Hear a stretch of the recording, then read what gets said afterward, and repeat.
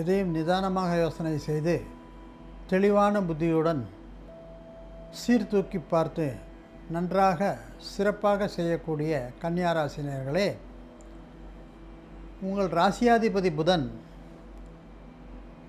இன்னொரு ராசிக்கு அதிபதியாக இருப்பது மிதுன ராசி. அந்த ராசியிலேயே அவர் இம்மாத ஆரம்பத்தில் இருக்கின்றார்.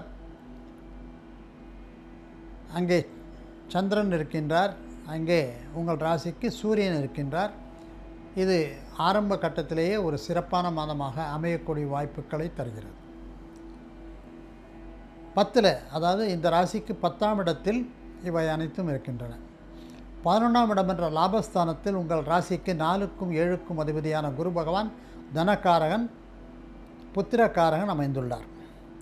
எனவே 4ஆம் இடம் என்ற வீடு, நிலம், வாகனம், தாய் மாமன், பசுக்கள், தன் சுகம் இவற்றையெல்லாம் அபிவிருத்தி செய்யக்கூடிய அளவுக்கு உங்களுக்கு நற்பலன்களை தரக்கூடிய குரு பகவான் உங்கள் ராசிக்கு 11ல் இருக்கார். 4ஆம் இடத்தை தான் பார்க்குறார், 6ஆம் இடத்தை தான் பார்க்குறார், 8ஆம் இடத்தை தான் பார்க்குறார். ஆனால் கொஞ்ச நாள் வெயிட் பண்ணுங்கள், நல்ல பலன்கள் கிடைக்கும். ஆனால் இப்பொழுதே கூட 11ஆம் இடத்தில் இருக்கும் குரு பெரும்பாலும் வியாபாரத்தில் இருக்கக்கூடியவர்கள், வெளிநாடு செல்லக்கூடியவர்களுக்கு சிறப்பான பலன்களை தரார். 10ஆம் இடத்தில் தொழில் ஜீவனஸ்தானத்தில் சூரிய பகவான் இருக்கும் காரணத்தினால் நீங்கள் அரசாங்க உத்தியோகம் எதிர்பார்த்தால் அது இந்த மாதம் கிடைக்கும். அரசாங்க உத்தியோகத்தில் தேர்ச்சி வேண்டுமென்று பரீட்சை எழுதியிருந்தால் உங்களுக்கு நற்பலன்களை உடனடியாக கிடைக்கக்கூடிய வாய்ப்புகளை சூரிய பகவான் தருகிறார். சந்திரனானவர் 11ஆம் இடம் என்ற லாபஸ்தானாதிபதி 10ல் இருக்கும் காரணத்தினால் வியாபாரத்தில் இருக்கக்கூடியவர்கள், பொன்பொருள் வியாபாரத்தில் இருக்கக்கூடியவர்கள், நீர் அல்லது பெட்ரோல், ஆயில் இதுபோல் வியாபாரத்தில் இருக்கக்கூடியவர்களுக்கு மிக சிறப்பான பலன்களை தருகிறார். நண்பர்களே, உங்களுக்கு 7ஆம் இடம் என்ற களத்திரஸ்தானத்தை குரு பகவான் பார்க்கிறார். இந்த குரு பகவான் உங்கள் ராசிக்கு 7ஆம் இடத்தை 3, 5, 7 பார்க்கிறார். இந்த 7ஆம் இடத்தை குரு பகவான் பார்க்கும் காரணத்தினால் உங்களுக்கு திருமணம் இதுவரை ஆகவில்லை என்றால் திருமணம் நடக்கும். உங்கள் ராசிக்கு 5க்குரிய மகர ராசியை குரு பார்க்கிறார். இதன் காரணமாக கருவுறாத பெண்கள், திருமணமாகி பல காலமாகியும் குழந்தை பேர் இல்லாதவர்களுக்கு குழந்தை பேர் கிடைக்கும். பெண்களுக்கு ஆடை ஆபரணங்கள் அதிகமாக கிடைக்கும். காரணம் 10ஆம் இடம் என்ற நல்ல ஸ்தானத்தில்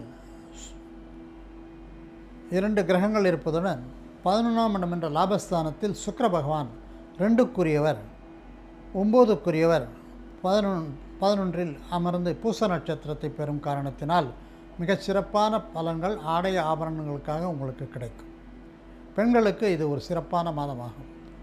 தொழில் ஜீவனஸ்தானத்தில் இருக்கிறவர்கள் வெளிநாடு செல்ல அல்லது வெளிநாட்டு உத்தியோகத்தில் இந்தியாவில் இருக்கக்கூடியவர்களுக்கு எவ்விதமான பிரச்சனைகளும் இல்லாமலும் இம்மாதம் முழுவதும் நற்பலன்கள் கிடைக்கும்.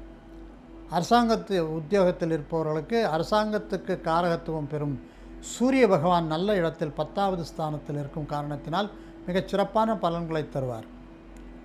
இம்மாதம் உப்பு உற்பத்தியாளர்களுக்கு சிறிது பின்னடைவு ஏற்படலாம். மற்றபடி எல்லா விவசாயிகளுக்கும் நற்பலன்கள் கிடைக்கும்.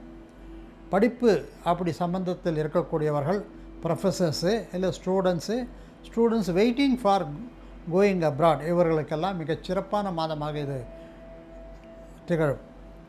பெரும்பாலும் யூரோப்பியன் கண்ட்ரீஸுக்கு செல்ல வேண்டியவர்கள் எதிர்பார்த்த இடத்தில் உங்களுக்கு படிப்போ உத்தியோகமோ கிடைக்கும் என்ற காரணத்தால் இது ஒரு சிறப்பான மாதமாக இருக்கும். நீங்கள் ஏதாவது ஒரு விஷ்ணு பகவான் இருக்கும் படுத்த கோலத்தில் இருக்கும் பெருமாள் கோயிலுக்கு சென்று வர வேண்டும். தினமும் முடிந்தவரை விஷ்ணு சஹஸ்ரநாமம் சொல்லி வர மிகச் சிறப்பான பலன்களை உங்களுக்கு விஷ்ணு பகவான் தருவார் என்று சொல்லி விடைபெறுகிறேன். நன்றி, வணக்கம்.